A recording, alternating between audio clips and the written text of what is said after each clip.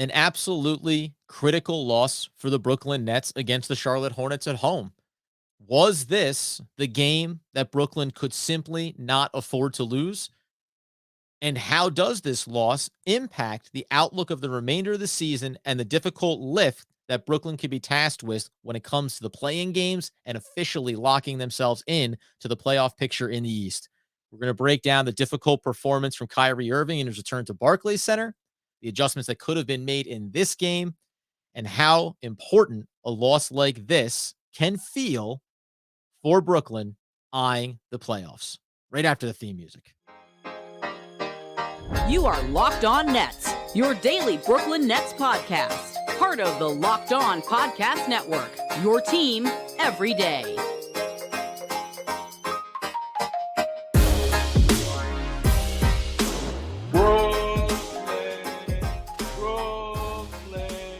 All right, welcome back to the Locked On Nets podcast on the Locked On Podcast Network. It's your team, for better or worse in these moments, the Brooklyn Nets every single day.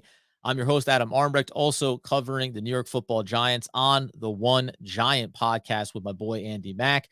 We thank you for making us your first listen of the day and let you know today's episode is brought to you by Bet Online. Bet Online has you covered this season with more props, odds, and lines than ever before. Bet Online, it's where the game starts. And where we're going to start is with the crushing low following what felt like the highest of elated highs on Saturday night. We'll get into the ramifications here in the big picture. We're going to talk about Kyrie Irving's game in this one, the microcosm of struggles they had in the second half against Charlotte, 119-110 loss, and just why it is so incredibly hard for Brooklyn to have letdown games like this when you only have so many games left to play with here, looking at the play-in picture, looking at the Eastern Conference playoffs.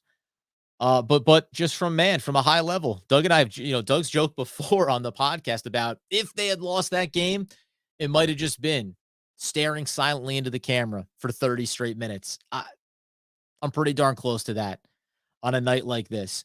This is not a game that got away from the Brooklyn Nets early. This was not a game that Charlotte just came out guns blazing and buried Brooklyn in the first or second quarter.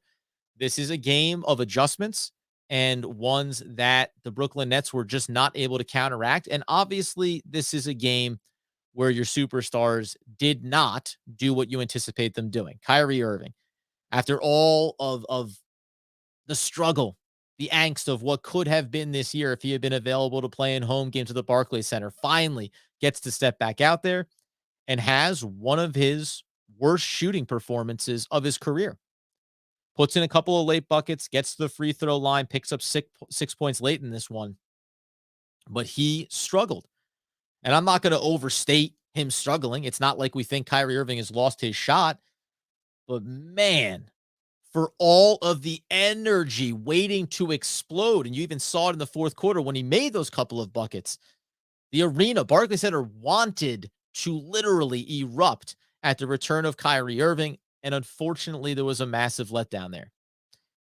From the high level, you came into this game thinking, we have a real opportunity, the Brooklyn Nets, to continue to push ourselves towards that 7th seed. As I said, you're coming off of that game against Miami, where you feel like you make a statement win. You know that you have Detroit coming up on Tuesday, so the win cycle can continue, although they've played spoilers recently against Atlanta. But in losing this game, you lose the season series to Charlotte. You drop yourself down now to the 9th seed in the Eastern Conference. So you have to at least start to say, okay, 7th seed, it can turn right back around in one game's time. We've seen how this ebbs and flows, especially in the latter stages of this season. But that has to be on the back burner now. Now all you can do is go win the game in front of you and see how everything else plays itself out. And even though when Doug and I talked about it recently, saying how high can they go, how low could it get, Doug said they'll be there. If not the 8th, the 9th, right? The play-in game scenario, maybe having to fight their way out of the 9th or 10th seed. Remember, Detroit, followed by Milwaukee, and then Atlanta, who's now right there behind you. And all of a sudden, 3 games from now, you could be at critical mass, dropping yourself down to the last possible spot. Now, because when you look at the Eastern Conference, you don't necessarily think there's any real risk, obviously, of falling out of that. But being the 10th seed, this game is the perfect example on any given night. An off night from Kyrie Irving, and you lose to the Charlotte Hornets in a game you feel like you should have been able to dominate and win. That's all that it's going to take if you're in the 9th, 10th seed when it comes to the play-in scenario and you go home. Do I think that's likely? No. But I just got a sample size that at least puts an enormous lump in my throat and does have me worried about what lies ahead here. When we talk about Kyrie Irving's struggles, because I want to get into the rest of this game in totality, but they come out, Kyrie Irving, and for that matter, you can even put Kevin Durant in there as well. They combine to go 15 of 44 from the field. And while Kevin Durant puts up 27 points, we know 9 of 24 for him. It certainly isn't the type of consistent performance that we've come to expect from him. And from a Kyrie Irving standpoint, it flat out just was not there from him. Struggled from the outside, 1 of 9, 6 of 22 from the field. As we said, 16 points, some late buckets there on the back end of it. But we don't really live in the fatigue factor at this stage of the season. It's a back-to-back. It's only the second one that Kyrie Irving has been a part of this year. Understanding, though, that we've also said this is a guy who, in spite of not being available to play for home games and being away from the team, still managed to find a way to be in elite NBA basketball ready shape. So if we were going to talk about it glowingly all throughout to this point, since he was able to get back on the court in any capacity, let alone now for home games, you can't start to throw that out as the excuse in this one. And combined with Kevin Durant, the entire team struggled from beyond the arc, but 4 of 20, the two superstars combined. It's just, you can't have it. You cannot have a game like this at this point of the season. There is a finite number of opportunities to cement your seeding, to rise up out of the 8th seed and get the 7th seed. And I just do not know how you can lose a game like this. I'm a little bit lost for words on it. Now, again, this doesn't change my opinion about what they can accomplish when they get to the playoffs. But this is just, I don't know. I don't know if you call it inexcusable or not. The one thing that I'll say, because we're going to get into the way this game unfolded, some of the adjustments again that I think could have been made here, maybe to help inspire this team and inspire the offense to have a little bit more success, and two very key pieces that we've seen from other teams in the past and that Charlotte used against the Brooklyn Nets in this game as well. But if I'm Kyrie Irving and the shot isn't going down, do what you did in the fourth quarter, but do it a heck of a lot sooner. Attack downhill at the basket. Draw the fouls. Get to the line.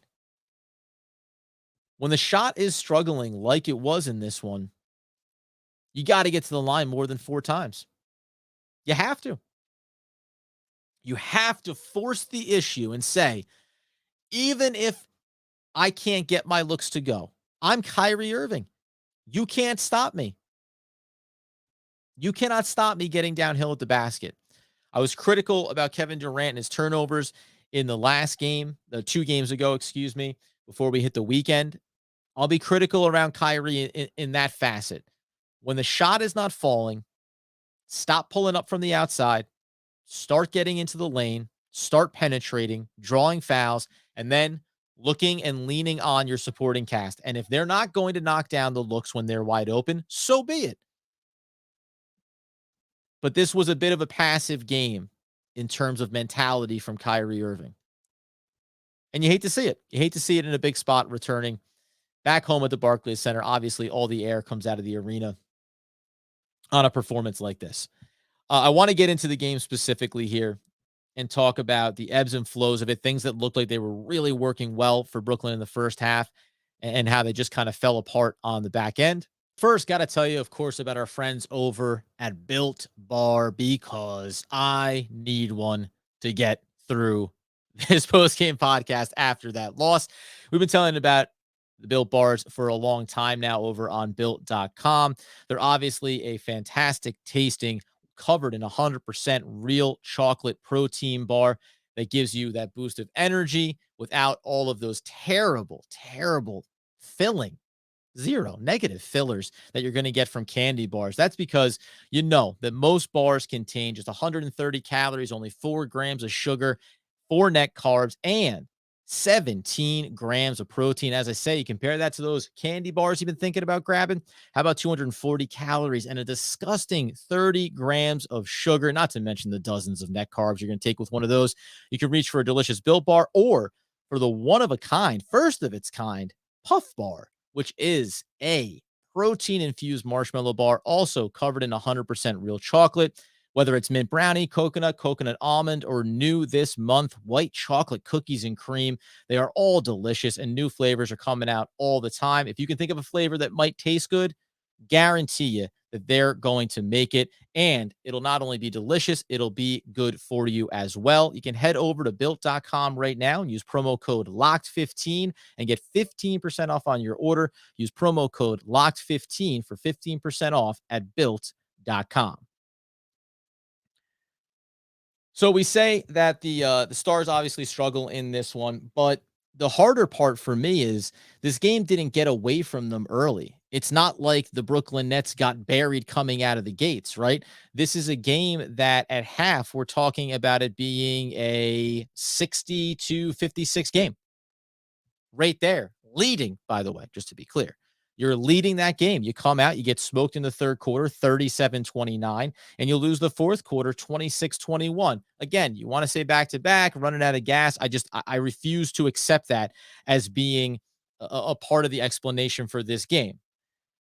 This was one that in the first half alone, 13 combined assists for Durant and Irving, with only a combined 6 points, though. The funny thing is when I was taking notes about this game because they were leading at the break, I looked at that stat line and said, you know what?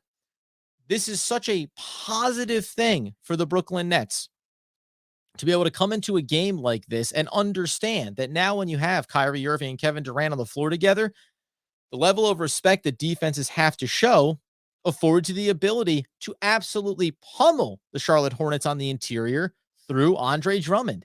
He lived underneath the basket throughout the first half of this game, ended up finishing over 31 minutes, 7 of 12, 6 of 11, gave you 20 points overall with 17 rebounds.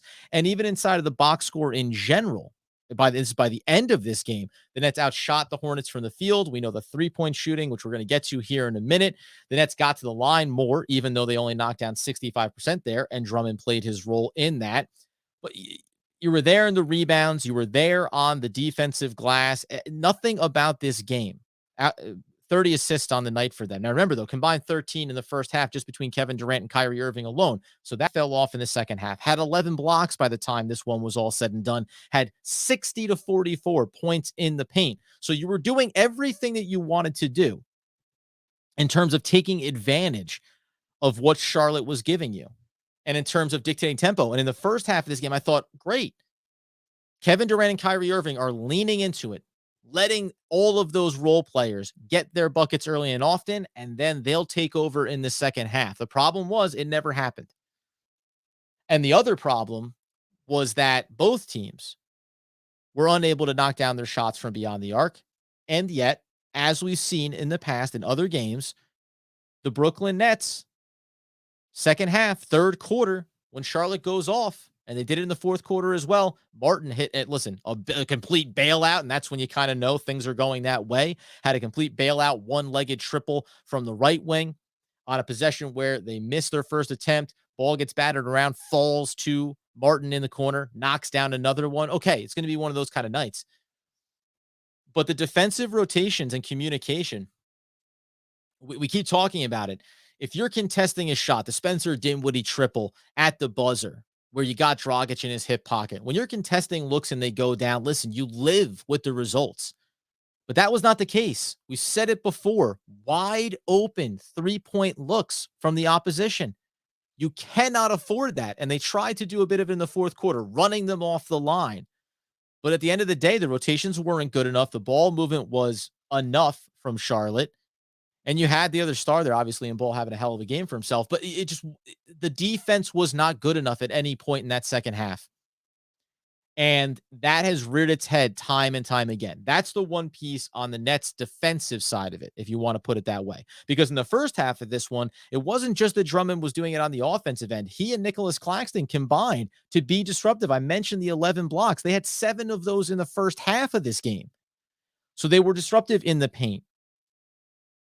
They were bothering Charlotte in and around the basket. And yet, they were unable to deter them from that in the first half and then still be able to stay at home in the second half on the perimeter shooting. Claxton, who only ended up playing 15 minutes in this one, gave you 9 points with the 4 rebounds, had the 2 blocks. 3 blocks from Drummond. Kyrie Irving had 2 blocks. They spread him around in this one. That's all well and good. Dragic had one as well. The fact that they keep coming back to that is something that is going to be a theme for them going forward, especially when it comes to the play-in game, especially when it comes to the playoff picture. You cannot afford to have teams, not about hot hands from beyond the arc. It's about not being there defensively. That was the first thing that was unacceptable to me. The other thing was the zone defense from Charlotte. This continues to be something that teams can go to the well to that the Nets just don't seem to be able to adjust on too often. And we saw it even in the fourth quarter of this one, when the Nets got it close again. All the closing sequences that I'll run through them here. The back-to-back buckets at the rim for Kyrie Irving. We said finally getting downhill and attacking. Got it to 104-104. Foul call against Kevin Durant. Ends up coming back the other way. Free throws for Kyrie at the line. It's 106-105. And then Washington gets an easy, uncontested path to the basket. 107-106. That's essentially, as you get the bailout triple there then from Martin, 110-106. The quick basket from Curry, but that was the last bucket that you would see, or second to last bucket, excuse me, as then it was Martin on the scramble, 113-108, and it got away from them from there. But the fact that in the fourth quarters of these games, we continue to see these sequences where it's Kyrie Irving on ball or Kevin Durant, the double team comes a little bit, they flash the ball out. We saw it down in the right corner where they held, whether it was Dragic or Curry, waiting, finally got it to Kyrie Irving with about 10 to shoot. And he already almost had the double team on him. He tried to work through it, got contested, got blocked. It was a turnover. It's an off night for Kyrie, blah, blah, blah. But the bottom line is it's as if the Brooklyn Nets have not seen this from a defense all year. And it keeps happening time and time again. And those are sequences that I just don't see. If you're Brooklyn, if you're Steve Nash, there has to be a better way out of those things. And I want to talk about the adjustments that I thought maybe they were going to try to make. I said it at halftime, even though they were leading in this one, and then said it at the end of the third quarter going into the fourth. A couple of ways that you could have looked to try to change things up and make it a little bit more difficult for Charlotte on the defensive end specifically, let alone on the other end of the court. Because one final thing, when we just talk about what was working and not working here, when you got down into those shot clock opportunities, the late sequences, the zone defense for Charlotte effectively ended up putting the Nets on the back heel going back down the other way on defense, scrambling for assignments. That's where the spacing, the rotations, everything starts to become jumbled. And some of those fast break at pace opportunities for Charlotte really afforded them to whether try to drive at the basket or to just at speed work the ball around, find the open shooter, uncontested, late rotation, assignments, not sure, triple. That's the way the third quarter played itself out, and why you saw such a monster number from the Charlotte Hornets that really got them up big, and as we know, effectively started to make you feel like this one was going to get away from them. We'll talk about some of the things that I wish I had seen from Steve Nash going into the fourth quarter to try to get themselves back on the right foot here. 2 very specific switches that I would have done when you talk about Kyrie Irving struggling on the offensive end, and then also defensively, small minute shares from some guys like Patty Mills, like Nicholas Claxton, but I would have tried to make another move there as well to impact what Charlotte was doing on the offensive end late in this game. Before we do, got to tell you about, of course, NBA Top Shot, the officially licensed NFT of the NBA. This is effectively, man, if you collected baseball cards, trading cards, rookie cards of your favorite players around the NBA, everyone looking and hoping that they get a Michael Jordan rookie card. I wouldn't mind if I had it. But this is an opportunity to connect with a community of hundreds of thousands of NBA fans in a natural progression of fantasy sports. It's a way to upgrade your experience around the NBA. This is the future, as they say, of what being an NBA fan can look like. And it's part of trading cards, like we say. Every single moment of Top Shot originates in a pack. Unlike trading cards, these aren't still images or cardboard cutouts. These are officially licensed NFTs of the greatest moments in NBA history. So if you have your team, if you're a Brooklyn Nets fan and you want some of these blocks that you've been seeing from Nicholas Claxton, or you love when Kevin Durant gets ferocious and throws down a jam, you can get in on some of these packs and start collecting those moments and be a part of that experience. And beyond just collecting these moments, there's also perks that come along with it. You're a part of this community. Top Shots, they did flew out collectors to game 5 of the NBA finals based on having Suns moments. So if that was your team or a team that you think's going to the finals this year and you have one of those special moments, you could find yourself at a finals game. They also flew out collectors to the NBA draft because they had rookie moments. They've got to go out with dinner with first round picks the night before they were drafted. They got to play basketball with Obi Toppin and Tyrese Halliburton. So there are experiences attached to getting these one of a kind, unique NFT moments, and you can be a part of that over on NBA's Top Shot. And if you sign up today for Top Shot, you're going to get the best way to get started by getting yourself a starter pack. You can pull an NFT of a superstar like LeBron James or Brooklyn Nets Kevin Durant, Kyrie Irving, a star rookie like Cade Cunningham or Evan Mobley for just $9. And if you didn't pull your favorite player from the starter pack, you can snag moments from the marketplace that appeal to you. Challenges are the best way to earn exclusive moments, NFT rewards. You complete the challenges to unlock exclusive moments and other NFT opportunities. You can treat Top Shot like the best daily fantasy sports that we all have come to know and love.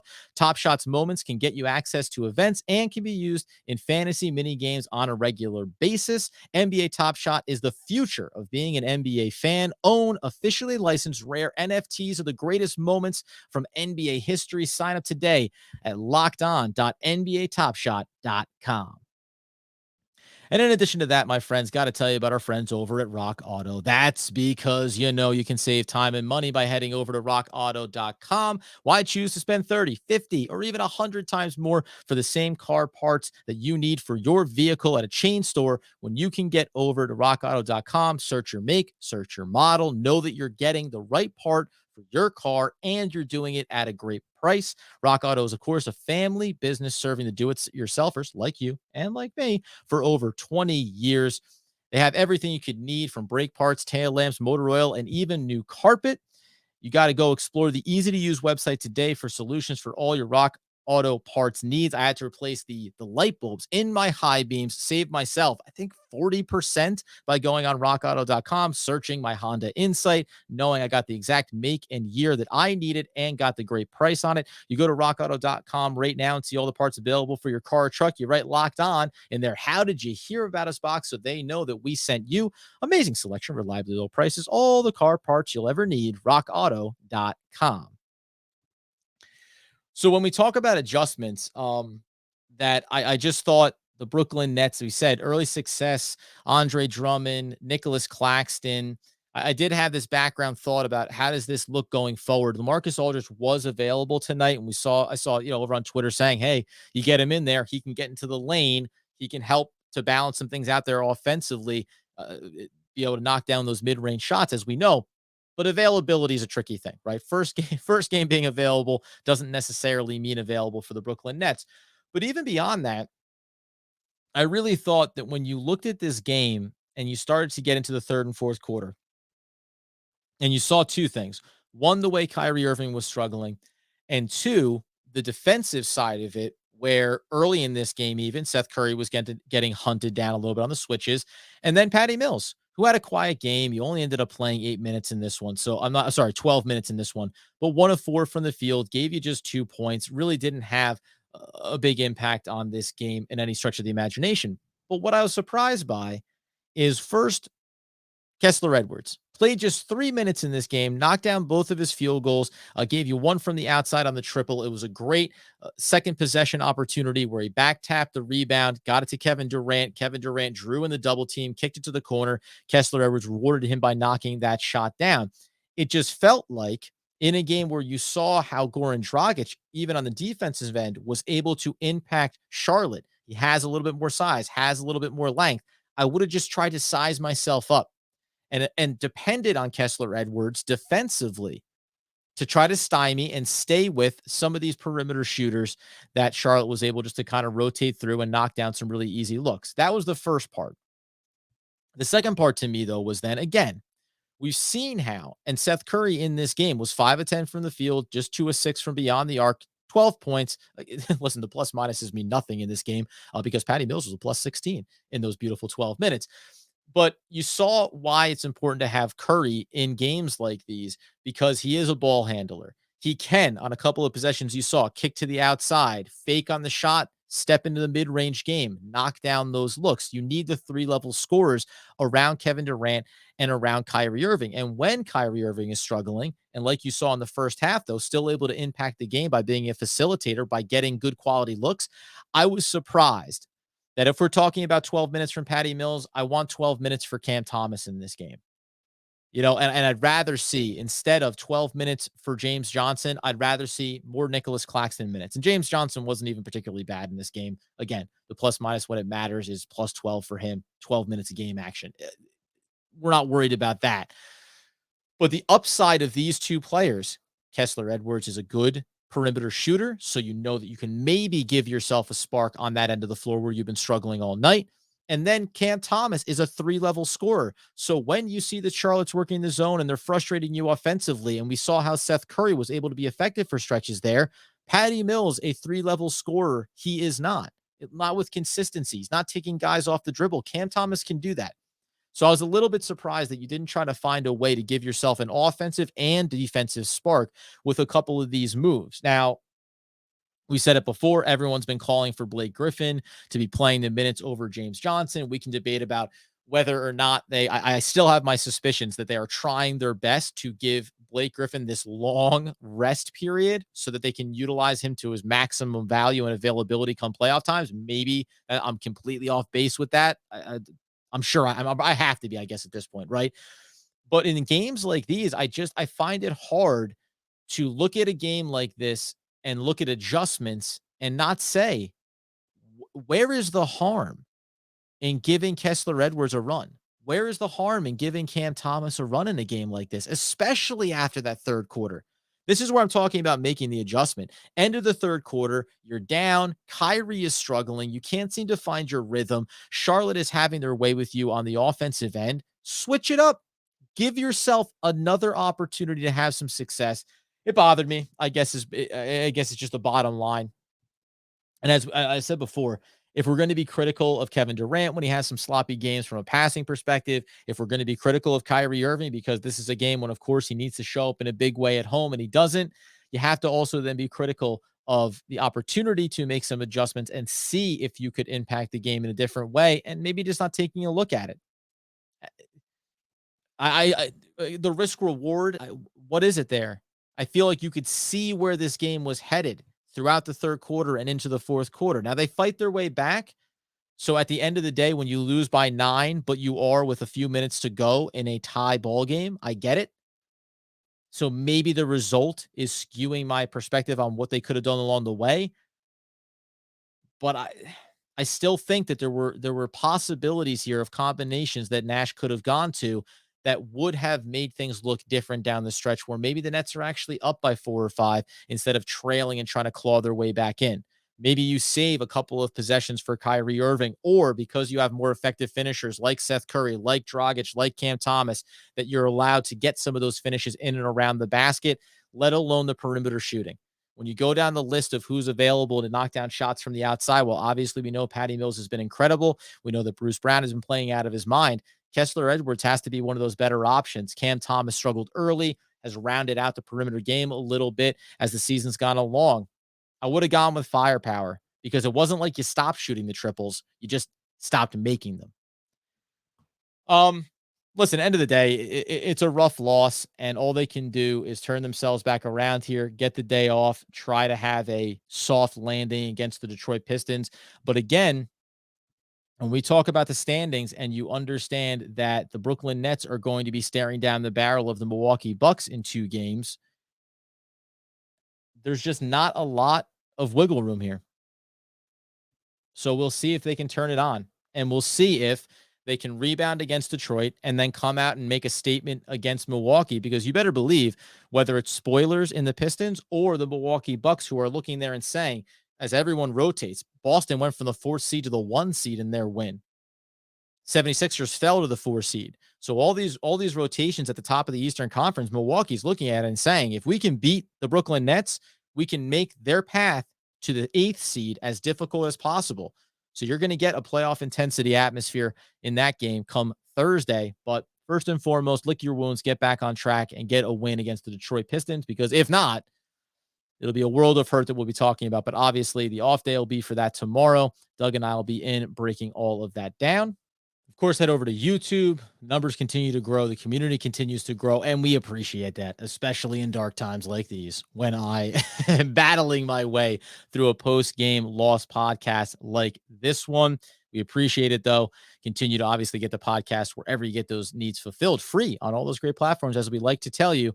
And listen, you can devise all the plans in the world, but if you don't welcome spontaneity, you will just disappoint yourself. Abigail Bittinger. We'll be back again talking all things Brooklyn Nets basketball.